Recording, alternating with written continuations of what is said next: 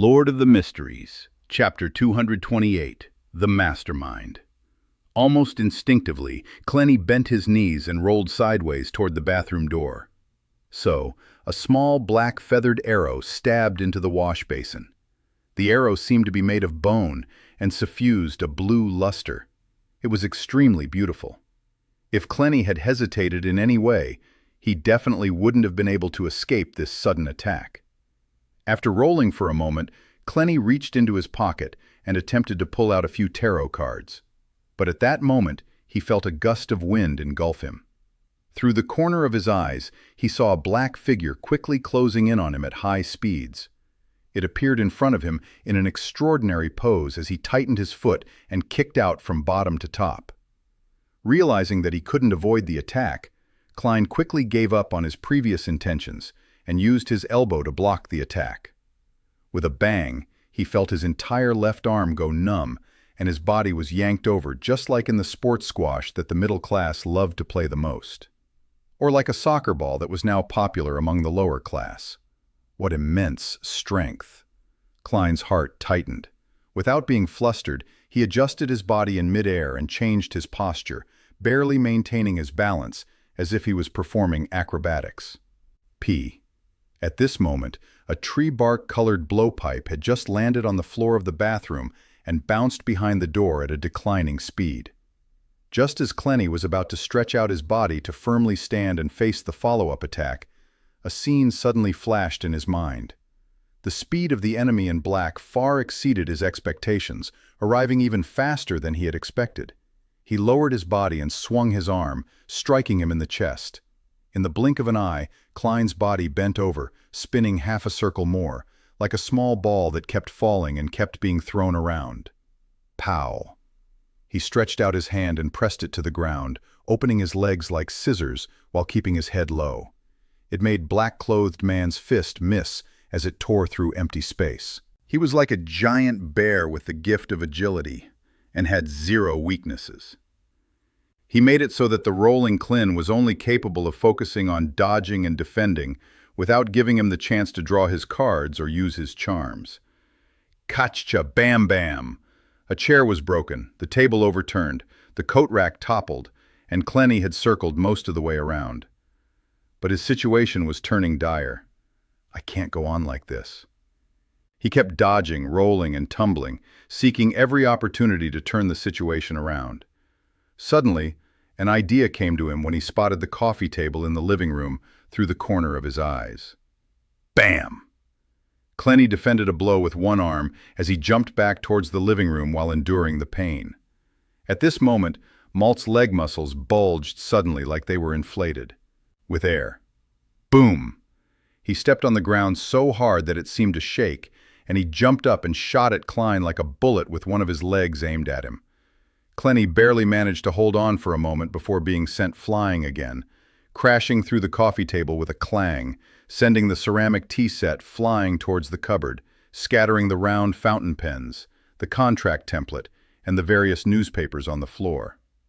Seeing that the detective in the black double-breasted coat was weakened from the impact and momentarily unable to stand up or roll, a fierce glint flashed in the salt's eyes. He slid forward, pushing his knee out amidst the shattering sounds of the porcelain. Klein's eyes turned dark as he watched this scene. He was already holding a contract template in his hands. He had fled to the coffee table in the living room, ignoring the warnings his premonition was giving him, solely to pick up a contract template or newspaper. When he saw Massault's knee coming at him, Klein's wrist shook. At that moment, a scene appeared in his mind once again. A scene with Massault's neck twisted backward. So Clenny slightly pressed his wrist, shaking out the contract template in his hand. So the contract was like a dart made of fine steel as it shot at Massault's throat. At that moment, the distance between the two of them was less than a meter. Moreover, as Malt closed in, the distance between them was decreasing. A white item was reflected in Massault's eyes as he instinctively tried to jump back to dodge it. Oof! The contract stabbed right through Massault's throat, penetrating his windpipe. Blood, with patches of bubbling blood, gushed out as Malt fell in front of Clenny, his knees heavily hitting the ground. Huff, huff, huff. He pulled out the bloodied contract template and clutched his throat. However, he was unable to stop the blood from flowing out of his wound, and his eyes gradually became unfocused. In the end, his body twitched a few times, and he stopped moving. Klein took a moment to recover before he had the strength to turn around and stand up. He had a few tarot cards between his fingers, on guard against possible counterattacks and other enemies. After activating his spirit vision and confirming that his assailant was dead, Klein looked around and didn't see any other auras. Only then did he relax a little. He noticed that 2 of the chairs were broken, the coffee table was smashed up in several spots, and porcelain was strewn all over the floor. The entire living room, dining room, and foyer were in a mess. Lowering his head, he saw that the sleeves of his suit had been damaged, and that the outer layer of the cloth had been stained with a great deal of dust. Suddenly, Klein said softly in a self-deprecating manner, "There's no way to claim reimbursement for this." Ha ha ha. He laughed as if he had encountered something that could amuse him for the rest of his life. He laughed so hard that his body bent forward and backward to the point where only his laughter reverberated in the entire house. A few seconds later, Klein stopped smiling and walked to the corpse with a heavy expression. He wanted to make the dead speak. Being familiar with the mediumship ritual and answering his own prayers, Klein took a whiff of the refreshing fragrance and used the technique of dream divination to whisper the mastermind who sent Malt on this mission. Soon, his eyes turned black as he entered a dream and saw a gray blur. Suddenly, the gray and blurry world and lit figures changed, forming numerous scenes and images before him. In front of Malt was a middle-aged man without a hat.